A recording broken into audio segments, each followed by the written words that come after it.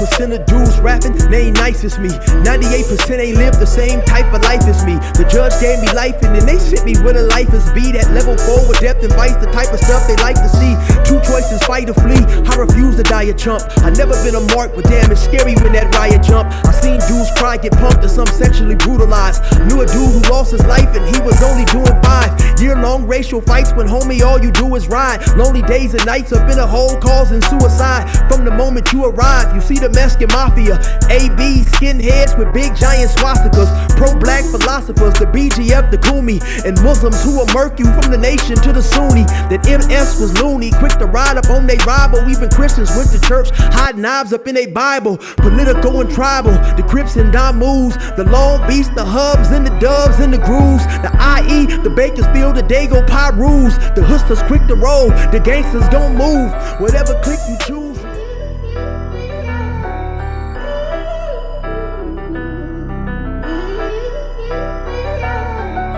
90% of dudes rapping, they ain't nice as me. 98% ain't live the same type of life as me. The judge gave me life and then they sent me where the life is be. That level 4 with depth and vice, the type of stuff they like to see.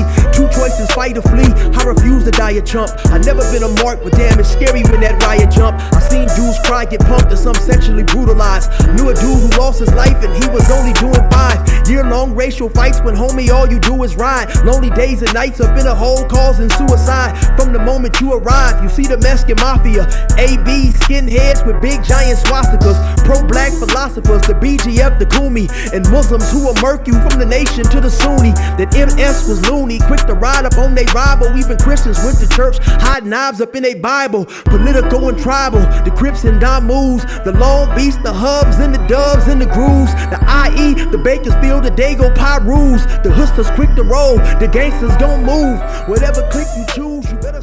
I don't want to die in here. I don't want to die in here. I don't want to suffer in here. So now we talking about Dirty Weather 916. For those of you guys who might not know, Dirty Weather 916 is a YouTuber who also does the prison content. Actually, when I first started my YouTube page, he was one of the first to reach out to me. I remember him telling me something along the lines of he was one of the founding fathers of prison YouTube. And so later on, I did actually end up interviewing him. And I believe the name of that video was called The Southsiders Rush Me on the Yard. And I'll definitely leave a link for you in the description so you can check it out. I believe he's done a total of like 19 or 20 years, somewhere along those lines, right? And he's definitely done some time at some notorious violent prisons like Salinas Valley. I know he came to prison representing being a blood from Sacramento. You know, I've had some talks with him on and off camera, and he definitely is an intelligent brother.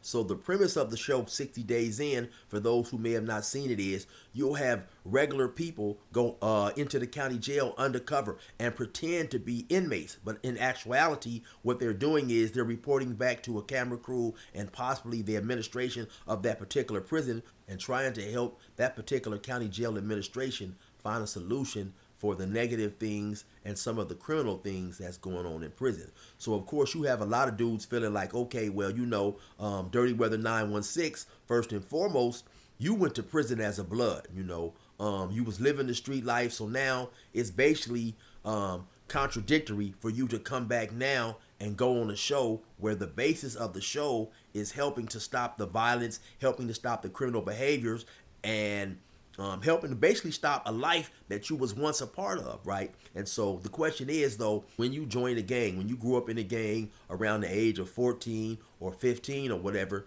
do you have to stay committed to that gang and those values for life? And so from the outside looking in, it appears that the obvious answer is, at least in Dirty Weather 916 mind, is no. Dudes are allowed to change, and basically dudes are allowed to pretty much do a whole 360 and go from prisoner to police helper or something like that. Like I say, I'm playing devil's advocate and what a lot of people would say. I believe he lasted about 5 or 6 days. I know when he first got there, he had to go through like an isolation period where he stayed about 5 days in a cell by himself.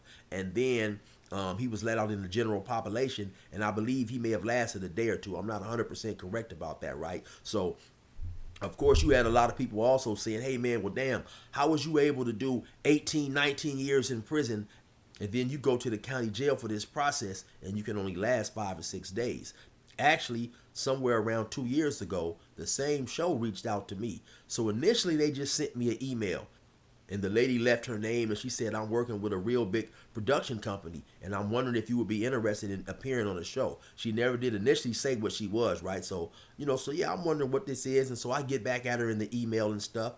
So she follows up on my reply email to her and gets back to me in a day or two and says, yeah, I'm working with an extremely large, well-known production company. And so in order to proceed from here, you would have to sign an NDA, a non-disclosure agreement, before I can discuss these details. So of course I was curious about what she was talking about and what potential show I might be on. And so I signed the NDA, emailed them back to her. Then she got back to me like the next day. And so then she goes to explaining exactly who she works for and presents me with the opportunity of being on 60 Days In. Now I was familiar with the show. I had watched it a few times and had actually done a reaction video to it previous to her contacting me. So immediately I told her no, I would not be able to be on that show. First and foremost, my reason being that I disagreed in working in any type of capacity in concert with law enforcement. Now I'm gonna keep it 100 with y'all. I definitely feel that the police and law enforcement are a necessity, right, for people who do not voluntarily enter the illegal criminal world, right?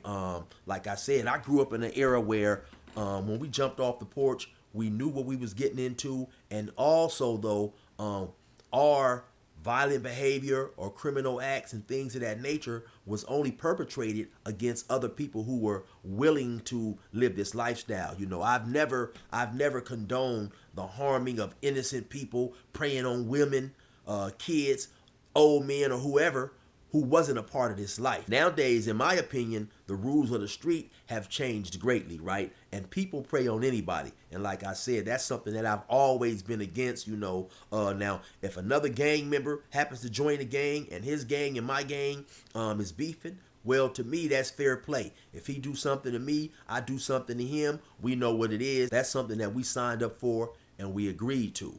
And whatever happens between us, we're supposed to leave it in the street, either let it go or handle it ourselves, right? But for those who like to prey on the innocent, and I believe that, law enforcement is there for those people, because I cannot enforce my beliefs or my former beliefs on everybody. Just because I choose to do a certain thing, I can't expect everybody to do the same thing that I would do, especially when they haven't endorsed or voluntarily signed up for this lifestyle. And also, being a former criminal, ex-con, former gang member, unfortunately for me, I've had many experiences with law enforcement. In my opinion, while all of them aren't bad, enough of them are. Law enforcement agencies as a whole pretty much have a gang mentality. California Penal Code 286.22 describes a criminal street gang as this, and I'm paraphrasing. It's basically an organization with 3 or more people who have an identifying name, symbol, or mark, and who share the same beliefs, codes, and values. And so I challenge anybody to tell me that that's not any law enforcement agency, right? So let me break it down a little better for you guys. Now, being a gang member, regardless of what gang you claim, right, there are certain values and beliefs that go with being in that gang, right? One of the main codes is not being a snitch, right? Not having anything to do with law enforcement. So now let's hop on the other side of the spectrum and let's look at the oath that the police take. The police take an oath to protect and serve, right? And so as a gang member, let's say I have a friend in the gang, right? And I know that he snitched and told on somebody else, maybe in another state, and I keep that secret, right? Then eventually later we're locked up in the pen or something like that. Then it comes out that this dude told. Of course the dude is a snitch and he's gonna be dealt with. And then also if it comes to light that I knew this dude was a snitch and he had a faulty character as far as a gang member is concerned, and I kept that to myself, now I also will be dealt with, because since I didn't expose him for his previous transgressions against the gang code and I allowed him to come back into the fold, my head would be on the chopping block because I knew this dude had a faulty character and I didn't expose him. And so it's with that same reasoning that I say that these law enforcement agencies are gangs also, because they take an oath to protect and serve. So as a police officer or a law enforcement agent, if you happen to see one of your co-workers beat, shoot, kill, torture, or violate the rights of a citizen and you don't go report him, you're just as guilty as he is. Now, I would say, in my opinion, maybe in the last 2 to 3 years, we are finally seeing some law enforcement agencies start holding their officers to a higher standard. But we're still seeing a lot of criminal activity caught on tape, and the police find reasons to find those officers not accountable for their criminal actions. And also another reason I declined when they contacted me, I may have had 25, 30,000 subscribers. So I just thought that it would be likely if I was dumb enough to go on the show, I would be recognized by somebody. And also, if I was dumb enough to go on the show, I'd have to stay for 60 days, which I definitely believe that I could have done. But then I'm not uploading videos, so I'm not making money. I'm not gaining subscribers, and I'm not also increasing the visibility of my YouTube page. Also, I must keep it fair and give the benefit of the doubt to Dirty Weather 916, because once I explained my reasons for not wanting to go on the show, the lady was still trying to strongly persuade me to come on the show. She said, well, just tell him that you didn't see anything and things of that nature, right? I was also curious how my YouTube channel even came to her attention, and she told me that she had saw a couple of shows and she found it interesting. But then shortly after, she also asked me what I had went to prison for. And then when I told her that I was initially arrested for 3 attempted murders and then about 5 months later charged with another murder, she then said, oh, I see. And to me, it sounded like she was thinking, oh, you's a So then I'm thinking that she's thinking, oh my God, we definitely can't have you on this show. You're a full-fledged liability. You're like Tupac or somebody. Then her whole entire energy changed like 3 notches. She went on to tell me that she would talk to her boss and she would contact me in a day or 2.